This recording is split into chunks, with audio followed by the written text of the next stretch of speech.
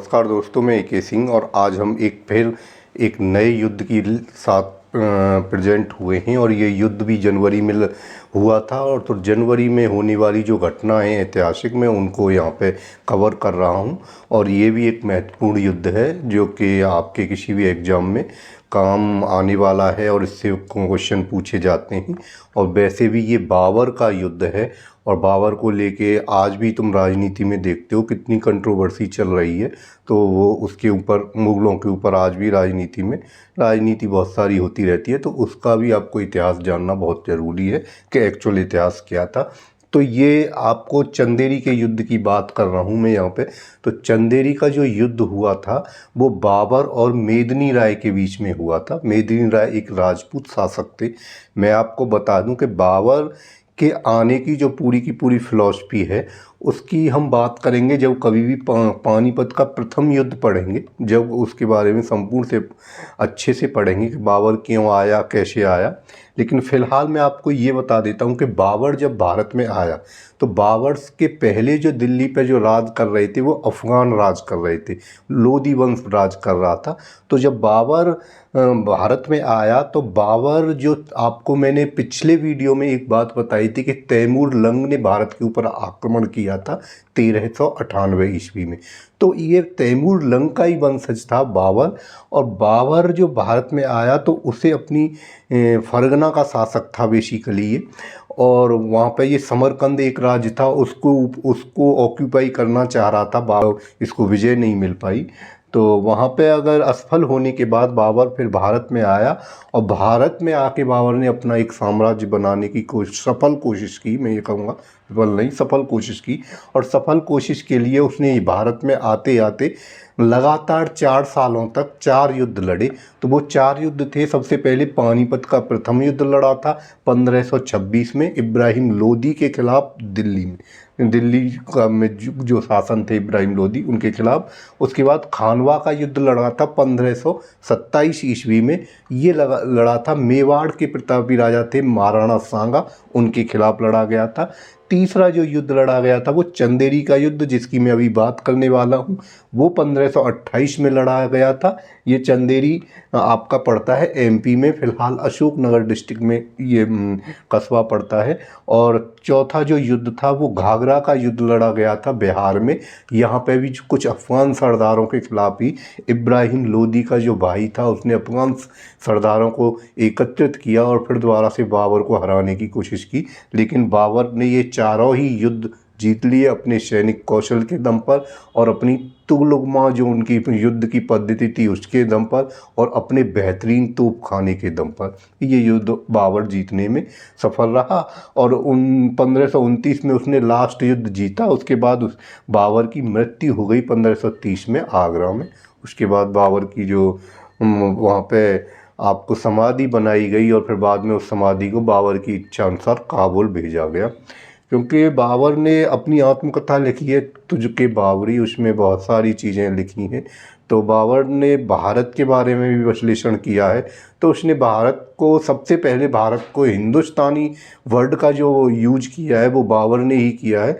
और वो लिखता है कि हिंदुस्तानियों ने हमारे साथ पूरी दुश्मनी निभाई। हम जहाँ भी गए गांव के गांव खाली हो जाते थे, फसलों को आग लगा दी जाती थी, खाद्यान्नों को जला दिया जाता था, जल स्रोतों में जहर मिला दिया जाता था। तो इस तरह की बातें बाबर अपनी आत्मकथा में करता है। लेकिन हम यहाँ पे बात कर लेते हैं मेदिनी राय की। तो मेदिनी राय भी कौन थे? राजपूत शासक थे, चंदेरी में अपना राज कर रहे थे। अब बाबर ने जब खानवा के युद्ध में शांगा को हराया था तो शांगा को हराने में बाबर को अपने जो युद्ध, उसे एक धर्म युद्ध घोषणा करनी पड़ी थी अपने सैनिकों में जोश भरने के लिए। और राणा सांगा की जो सेना थी वो बहुत विशाल थी और वो बहुत ही शक्तिशाली राजा भी थे। और कहीं ना कहीं दिल्ली को प्राप्त करने के हकदार भी थे। लेकिन हुआ क्या कि जब राणा सांगा खानवा के युद्ध में किन्हीं भी कारणों से हार गए तो बाबर को फिर इस बात का अंदेशा हुआ कि उन्हीं का एक सहयोगी है, मेदिनी राय भी राजपूत शासक थे, कहीं ऐसा ना हो कि मेदिनी राय से सांगा मिल जाएं और फिर दोबारा से मेरे ऊपर अटैक करें। तो फिर बाबर ने तुरंत के तुरंत चंदेरी पर आक्रमण करने का प्लान बनाया अगले ही साल में 1528 में। तो उसके लिए बाबर ने पहले जो मेदिनी राय थे उनको एक प्रस्ताव भेजा कि आप जो चंदेरी है उसको मुझे दे दीजिए, उसके बदले में मैं शमशाबाद एक नगर पड़ता है तेलंगाना में उसको आपको दे दूंगा, क्योंकि चंदेरी जो था सामरिक दृष्टि से बड़ा महत्वपूर्ण था। वो मालवा को जोड़ता था, गुजरात को जोड़ता था और उत्तर भारत का जो प्रमुख मार्ग था जो समुद्र गुजरात की तरफ समुद्र तटों की तरफ जाता था, वो उस राज्य पर उसी मार्ग पर चंदेरी पड़ता था। तो इस तरह के प्रस्ताव को मेदिनी राय ने ठुकरा दिया, और जब ये ठुकरा दिया गया तो उसके बाद मेदिनी चंदेरी पर आक्रमण किया गया और 29 जनवरी 1528 को बाबर की सेना में चंदेरी में पहुंची और मेदिनी राय के किले को चारों तरफ से घेर लिया।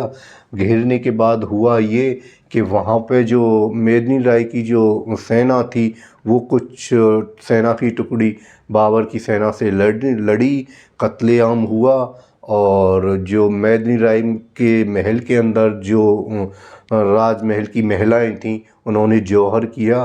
और मैं बता दूं कि राजपूत रियासतों में जौहर करने की जो परंपरा थी वो पहले से ही थी। रणथंभौर में आप देखोगे सबसे पहले रंग देवी ने जहाँ जौहर किया था, तो वो पहले से तो थी राजपूत महिलाओं में।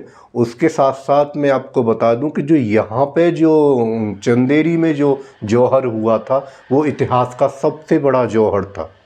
इतने ब्रॉड लेवल पर महिलाओं ने जो आत्महत्या की वो कहीं पे भी इतनी आत्महत्या या जौहर जिसको हम बोलते हैं वो सबसे ज़्यादा जो जौहर किया गया था सबसे बड़ा वो किया गया था चंदेरी के युद्ध में। और चंदेरी के युद्ध में जो आपने देखा होगा कि बाबर ने क्या किया था कि जो राजपूत सैनिक थे उनके सरों को काटकर एक मीनार बनाई गई थी। ये मीनार बनाने की जो परंपरा है वो तैमूर लंग की परंपरा है। मैं आपको बता दूं तैमूर लंग का ही वंशज था कहीं ना कहीं बाबर। और मीनार दुश्मनों के तैमूर लंग की ये परंपरा थी कि दुश्मनों की जो आपकी खोपड़ी हैं उनकी मीनार बनाने के बाद वो जश्न मनाते थे युद्ध जीतने के बाद। तो इस तरह से यहाँ पे भी मीनार बनाई गई चंदेरी के युद्ध के बाद। और आप देखोगे कि उनकी जो दो नाबालिग पुत्री थी मेदिनी राय की, दो नाबालिग पुत्रियों को पकड़ लिया गया और एक पुत्री को हुमायूं को दिया गया और दूसरी पुत्री को कामरान को दिया गया। ये हुमायूं के भाई थे। इस तरह से आप देखोगे कि चंदेरी के युद्ध में बाबर ने किस तरह से मेदिनी राय को हराया और कितना बड़ा नरसंहार वहाँ पे हुआ। तो आगे की